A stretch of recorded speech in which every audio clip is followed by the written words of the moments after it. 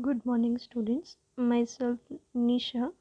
So in the last video we have studied the unit 3. So in this video we have studied the unit 3.2, that is global enterprise, multinational companies, joint venture in public and private partnership. So let's start one by one. We have discussed all of these in other slides. So now first of all, multinational companies. It refers to the companies with operation in more than one countries. कि multinational companies क्या होती है? Multinational companies वो companies हैं जो एक से ज़्यादा कंट्रीज़ में जो है अपना बिजनेस करती है, उसको बोलते हैं मल्टीनेशनल कंपनीज। और इसको जो है ऑल्सो जो है ग्लोबल कॉरपोरेशंस भी बोला जाता है। ठीक है, तो इसके फीचर्स हैं। फर्स्ट फीचर इसमें आता है सेंट्रलाइज्ड मैनेजमेंट, कि जो मल्टीनेशनल कंपनी है उसका जो हेडक्वार्टर है वो उसकी होम कंट्री में ही होगा, लेकिन वो अपने बिजनेस को जो है अदर कंट्रीज़ में एक्सपेंड कर सकता है और ज़्यादा जो है ब्रांचेस खोल सकता है अपने बिजनेस को रिलेटेड। तो उसको बोलेंगे सेंट्रलाइज्ड मैनेजमेंट, कि जो उसको मैनेज करने वाला हो वो तो उसकी होम कंट्री में होगा जो उसका हेडक्वार्टर है, लेकिन वो अपने बिजनेस को और ज़्यादा कंट्रीज़ में भी एक्सपेंड कर सकता है।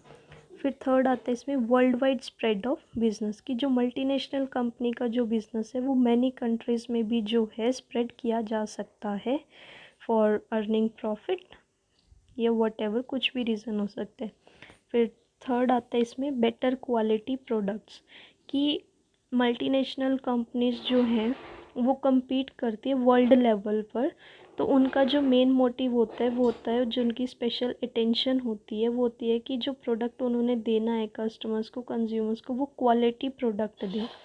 ठीक है, फोर्थ आता है इसमें लार्ज साइज़, कि जो मल्टीनेशनल कंपनीज होती हैं उनमें बहुत ही ह्यूज एसेट्स लगी होती हैं, तो ये जो है कंपनीज जो है वो अदर कंट्रीज़ में भी ओपन होती हैं, तो इसका जो साइज़ है वो भी लार्ज होगा। फिफ्थ पॉइंट आता है इसमें एसेस टू मल्टीनेशनल मार्केट। इसमें क्या होता है, जो मल्टीनेशनल कंपनी हमने खोली है, जो उसका एसेस होगा, जो भी उसमें गुड्स हो रही होंगी, जो भी उसका प्रोडक्ट होगा, ये जो हमें रिसर्च करनी है लार्ज स्केल पर, तो उसका जो भी एसेस होगा वो इंटरनेशनल मार्केट के पास होगा। सिक्स पॉइंट इसमें आता है स्पेशल अटेंशन टू एडवर्टाइजमेंट, कि जब मैंने मल्टीनेशनल कंपनी खोल ली, एक से ज़्यादा कंट्रीज़ में मैं अपने बिज़नेस को कर रही हूँ, तो उसमें जो है मेन मुझे अगर उसे सक्सेसफुल बनाना है तो उसके लिए जो है मुझे अपने बिज़नेस को के लिए जो है एडवर्टाइजमेंट भी करनी पड़ेगी। तो ये इसके 6 पॉइंट्स थे। फिर आते हैं इसके एडवांटेजेस क्या हैं। फर्स्ट आता है इसमें इंक्रीज़ इन फॉरेन इन्वेस्टमेंट, कि अगर मैं अपने बिज़नेस को एक से ज़्यादा कंट्रीज़ में खोल रही हूँ और मल्टीनेशनल कंपनीज़ में भी जाकर जो है मतलब अदर कंट्रीज़ में जाकर भी जो उसको जो है मैं बिज़नेस को, अपनी कंपनीज़ को सेटअप कर रही हूँ, तो जो फ़ॉरेन से आने वाली इन्वेस्टमेंट होगी वो मेरी ज़्यादा होगी। ठीक है, फिर इसमें सेकंड पॉइंट आता है इंक्रीज़ इन एम्प्लॉयमेंट, कि जब मैं अपने बिज़नेस को, अपनी कंपनी को एक से ज़्यादा कंपनीज़ में खोलूँगी, जो उसमें एम्प्लॉयमेंट काम करेगी वो भी बढ़ेगी। फिर थर्ड पॉइंट आता है इसमें प्रॉपर यूज़ ऑफ रिसोर्सेज, कि जिन भी रिसोर्सेज का मैं यूज़ करूँगी वो प्रॉपरली यूज़ किए जाएंगे। फोर्थ पॉइंट आता है इसमें टेक्निकल डेवलपमेंट, कि जब मैं एक से ज़्यादा कंट्रीज़ में अपने बिज़नेस को सेटअप कर रही हूँ तो जो उसमें टेक्नोलॉजी लगेगी उसके अंदर भी जो है डेवलपमेंट आती चली जाएगी टाइम टू टाइम। फिर इसमें फिफ्थ पॉइंट आता है एंड ऑफ लोकल मोनोपली, कि जो भी फ्यू कंपनीज जो मैन्युफैक्चर कर रही होंगी सम प्रोडक्ट्स का, या कुछ एक्वायर करना चाह रही होंगी मोनोपली मार्केट में आने के लिए, स्पेशल प्रोडक्ट के लिए, वो जो है ख़त्म होती चली जाएंगी इसकी वजह से। फिर इसमें सिक्स पॉइंट आता है मैनेजीरियल डेवलपमेंट, कि जो इसकी डेवलपमेंट होगी वो इसकी होम कंट्री में ही होगी, जो भी उसकी मैनेजमेंट करने की टेक्निक्स होंगी उसको पूरी तरह से किया जाएगा, मैनेज किया जाएगा। फिर सेवेंथ आता है इंक्रीज़ इन एक्सपोर्ट, की सक्सेस बनाने के लिए अपनी मल्टीनेशनल कंपनीज़ को हमें अपने एक्सपोर्ट्स को जो है वो इंक्रीज़ करना पड़ेगा। ये इसके एडवांटेजेस हैं। अब करते हैं हम इसके डिसएडवांटेजेस क्या हैं। ये डोमेस्टिक कंट्रीज़ के लिए जो है बहुत ही डेंजर साबित हो सकती है, क्योंकि इसके अंदर जो है ह्यूज फाइनेंशियल रिसोर्सेज लगाई जाती हैं, तो इसको जो है हम सिंपली जो है वाइंड अप भी नहीं कर सकते अपनी कंपनीज़ को। सेकेंड पॉइंट आता है इसमें रिपार्टिशन ऑफ प्रॉफिट। कंपनी का जो मेन मोटिव होता है वो होता है अर्न करना ह्यूज प्रॉफिट्स। सो ये जो है प्रॉफिट्स जो है अदर कंट्रीज से भी मतलब मिलता है इनको। जब मैं अपनी कंट्री को कंट्री नहीं, जब मैं अपनी कंपनी को अदर कंट्रीज़ में खोलूँगी तो जो वहाँ से फ़ॉरेन वाली जो पैसा आ रहा होगा वो यहाँ आके जो है मेरा इंडिया में आके जो है वो ज़्यादा इंक्रीज़ हो जाएगा, तो मुझे जो प्रॉफिट्स हैं वो भी ह्यूज हो जाएंगे। बस इसमें एक छोटा पॉइंट याद रखना, रिपार्टीशन ऑफ प्रॉफिट का मतलब होता है ह्यूज अर्न करना प्रॉफिट्स का, बस। थर्ड पॉइंट आता है इसमें इंटरवेंशन इन लोकल पॉलिटिक्स, कि जो भी लोकल पॉलिटिक्स होंगे उनका जो इंटरवेंशन होगा वो भी जो है इसमें थोड़ा कम ही होगा, क्योंकि हमें अपना बिजनेस को एक्सपेंड करना है। और वैसे ज़्यादा भी हो सकता है, इसमें कोई वो नहीं है कि कम ही होगा, तो वो हमारी होती है। First of all these companies जो है वो हेल्प करती हैं गवर्नमेंट की नंबर ऑफ वेज में, और वो स्टार्ट कर देती है इंटरफेयर करना प्रोसेस गवर्नमेंट की डिसीजन मेकिंग में। फोर्थ पॉइंट आता है इसमें एक्सप्लॉयटेशन ऑफ नेचुरल रिसोर्सेज, कि जो भी मेरे नेचुरल रिसोर्सेज होंगे होस्ट कंट्री के वो बहुत ही केयरलेस हो जाएंगे। फिर इसमें लास्ट पॉइंट आता है no benefit to poor people. इसमें कोई भी पुअर पीपल के लिए जो है कोई भी बेनिफिट नहीं होगा, सारा जो है थोड़े अच्छे लोगों के लिए बेनिफिट्स देखे जाएंगे। ये इसके 5 डिसएडवांटेजेस थे। अब नेक्स्ट आता है इसमें जॉइंट वेंचर। जॉइंट वेंचर क्या होता है? It refers to that partnership in which companies share investment, risk management and profit in the development, production और सेलिंग ऑफ प्रॉफिट्स।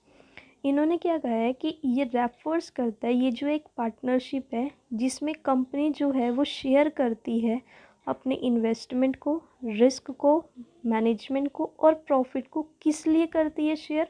उनकी डेवलपमेंट के लिए, प्रोडक्शन के लिए, या फिर बेचने और ख़रीदने के लिए प्रोडक्ट्स को। ठीक है, उसको हम बोलते हैं जॉइंट वेंचर।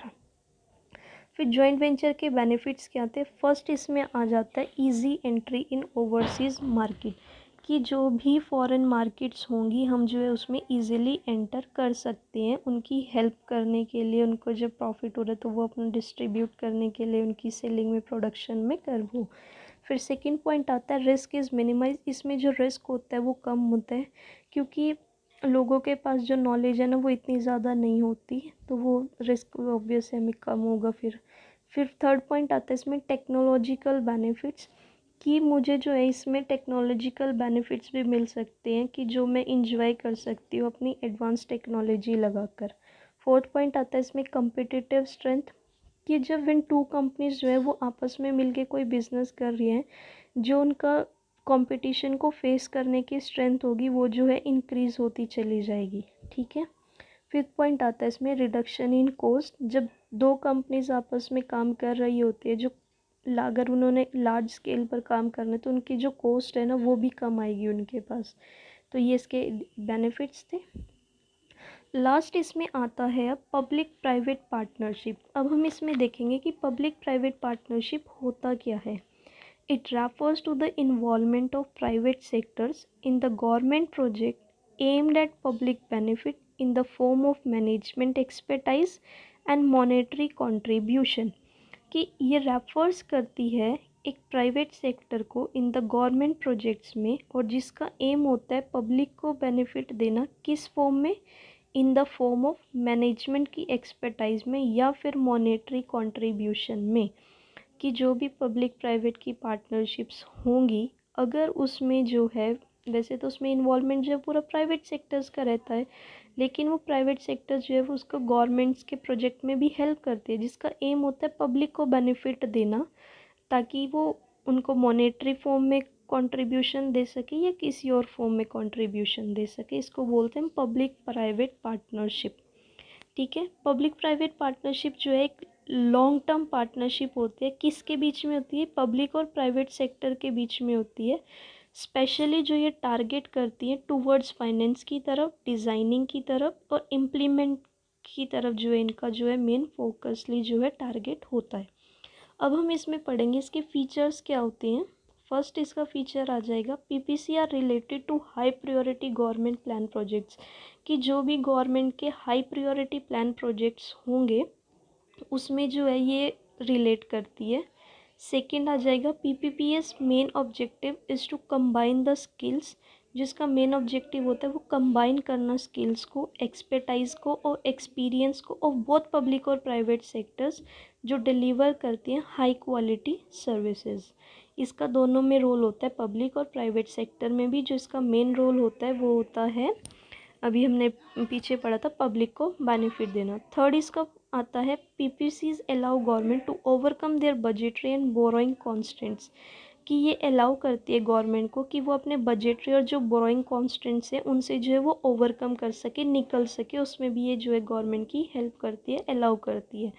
फिर फोर्थ पॉइंट आ जाए PPP are used in the government project, जिसका एम क्या होता है, पब्लिक बेनिफिट, अभी हमने पीछे भी पढ़ा था ये। फिफ्थ पॉइंट आता है PPP प्रोजेक्ट का जो एम होता है वो होता है फास्टर इम्प्लीमेंटेशन करना अपने कंपनी को चलाने के लिए, या फिर कोई प्लान है तो उसको फास्टर इम्प्लीमेंट करना, या जो लाइफ साइकिल चल रही है उसमें जो भी कमी आ रही है उसको रिडक्शन करने में भी हमारी हेल्प करती है। फिर इसमें सिक्स पॉइंट आ जाए PPP divide the risk between public and the private sector, अगर कोई भी रिस्क आ रहा है तो वो पब्लिक और प्राइवेट सेक्टर्स दोनों तरफ जो है रिड्यूस करेंगी। फिर इसमें नेक्स्ट लास्ट सेकेंड पॉइंट आता है seventh point, the government remain accountable for the quality and cost of service, कि जो गवर्नमेंट होती है वो उसी का ही रोल होता है क्वालिटी और कॉस्ट ऑफ सर्विस पे। The government remain actively involve through the life of the projects, कि गवर्नमेंट जो है वो एक्टिवली इन्वॉल्व होती है जो भी प्रोजेक्ट हमारा चल रहा होता है थ्रू द लाइफ। तो ये हमने पब्लिक प्राइवेट पार्टनरशिप पढ़ा। So thank you so much. If you like it then please subscribe it. Thank you.